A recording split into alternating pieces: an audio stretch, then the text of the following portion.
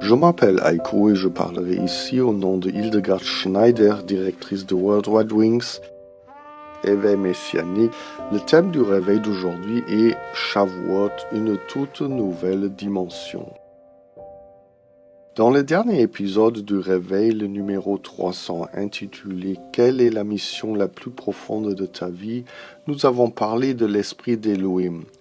Alors que le mot esprit est masculin en allemand, tout comme en portugais, ou espirito en français l'esprit et en anglais the spirit, où il est accompagné d'un article masculin, le mot ruach apparaît généralement en hébreu avec un article féminin.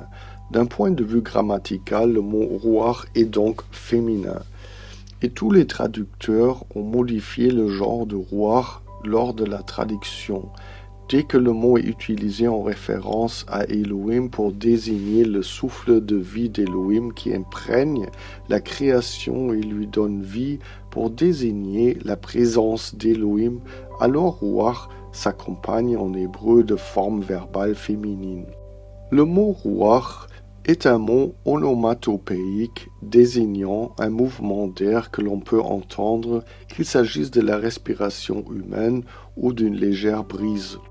Pour mieux comprendre la Ruach HaKodesh, examinons une image utilisée par Moïse dans Deutéronome 32:11.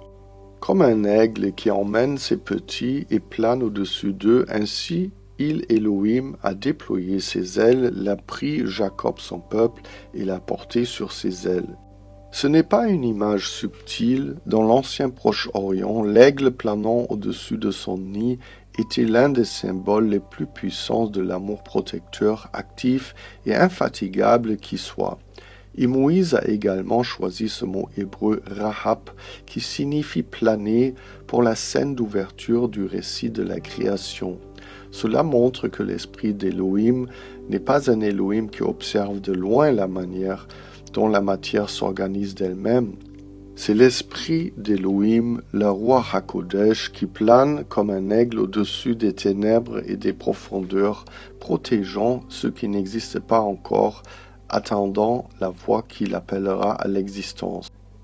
Le mot Ruach a au total 5 significations: vent, souffle, principe de vie, siège de sentiments et du courage, ainsi que l'esprit d'Elohim en tant que force motrice de l'action divine.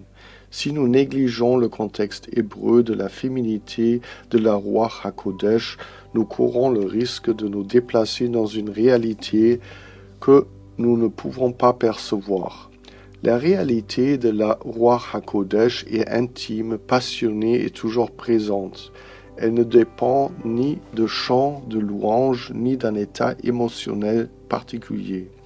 Ruach signifie vent et souffle, et le souffle véhicule par nature un sentiment de proximité, car le souffle exige par nature la proximité.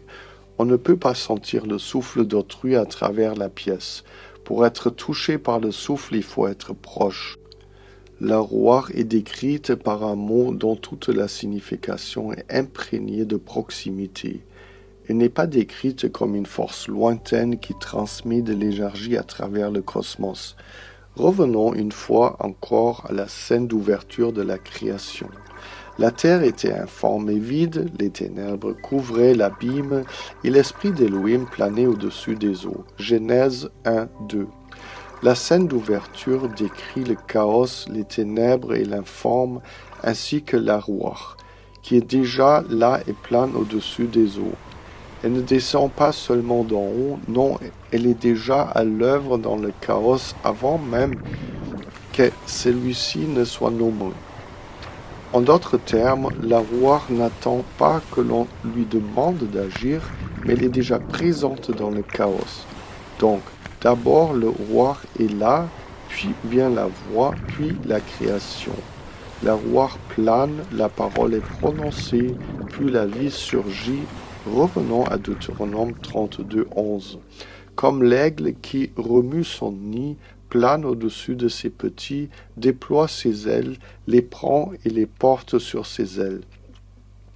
La mère aigle ne jette pas ses petits hors du nid pour les observer de loin. Elle plane et déploie ses ailes, créant un courant ascendant, de sorte que, s'il devait tomber, elle serait déjà là pour les rattraper sur son dos. Ce vol plané n'est pas passif, ce vol plané n'est pas une simple observation, ce vol plané est sa volonté de les rattraper. Le mot planer en hébreu rahap se trouve dans Genèse 1, 2 et dans Deutéronome 32, 11.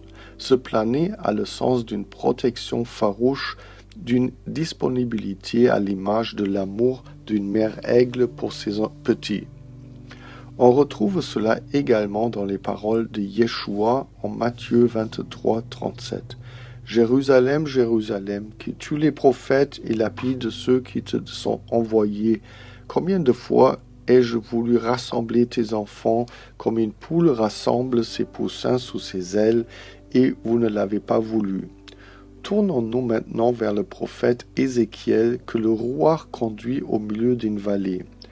La main d'Élohim vint sur moi, et il me transporta par l'esprit d'Élohim et me déposa au milieu de la vallée. Et celle-ci était pleine d'ossements. Ézéchiel 37, 1. Et la vallée était pleine d'ossements desséchés, et Élohim demanda à Ézéchiel, « Fils de l'homme, ces ossements revivront-ils » Ézéchiel 37, 3.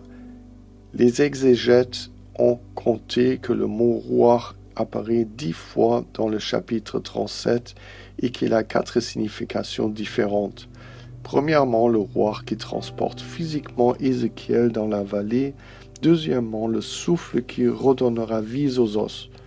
Troisièmement, le vent qui vient des 4 points cardinaux et rend la vie aux morts.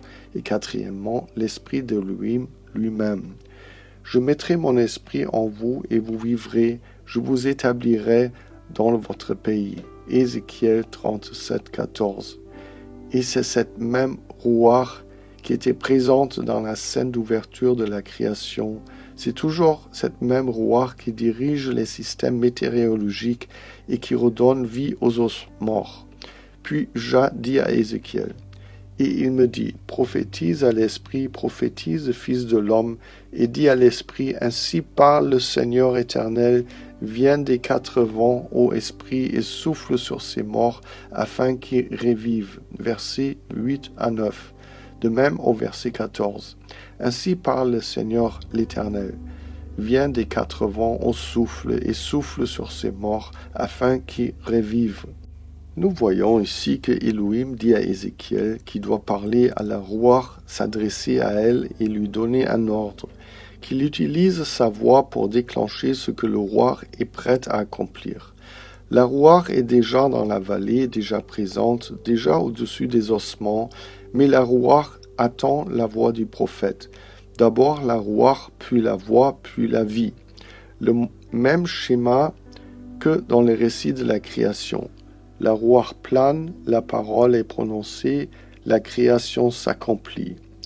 Et comment cela s'est-il passé le jour du Shavuot? Et soudain, il vint du ciel un bruit comme celui d'un vent impétueux qui remplit toute la maison où ils étaient assis. Et des langues semblables à des langues de feu leur apparurent, se posant sur chacun d'eux. Et ils furent tous remplis du Saint-Esprit, de la Ruach HaKodesh, et se mirent à parler en d'autres langues, selon que l'Esprit, la Ruach, leur donnait de s'exprimer. Acte 2, 2 à 5. Nous retrouvons ici le même schéma.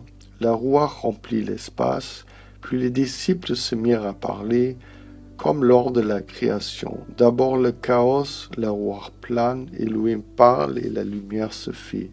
Chez Ézéchiel, la Ruach remplit la vallée, le prophète parle et un peuple prend vie. Et maintenant, appliquons cela à notre vie.